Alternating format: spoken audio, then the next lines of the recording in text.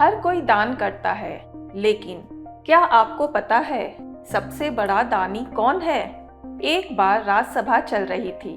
दरबारी से लेकर राजमहल का हर विद्वान राजा को बोल रहा था कि महाराज, आप ही सबसे बड़े दानी हैं।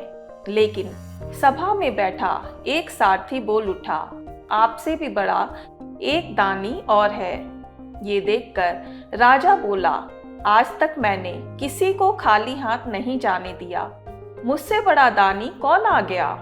सारथी ने कहा, समय आने पर आपको खुद पता चल जाएगा। फिर एक दिन तेज बारिश हो रही थी। एक साधु दरबार में आया और राजा से बोला, मुझे एक यज्ञ के लिए चंदन की लकड़ी चाहिए। राजा ने सिपाहियों को लकड़ी लाने का आदेश दिया, लेकिन वो खाली हाथ लौट आए, क्योंकि न तो जंगल में सूखा चंदन मिला और न ही राजमहल के भंडार में। राजा ने हाथ जोड़कर साधु से कहा, मुझे माफ कर दीजिए, मैं आपकी मदद नहीं कर पाया। साधु लौटने ही लगा कि वो सारथी बोला, हे ब्राह्मण, इससे आगे भी एक दानी राजा रहता है, वो अवश्य ही आपकी परेशानी दूर करेगा। साधु उस राजमहल के लिए निकल गया। यह देखकर राजा ने सारथी को कहा, मुझे भी वहां ले चलो। तीनों वहां पहुंचे। साधु ने उस राजा से वही सवाल किया।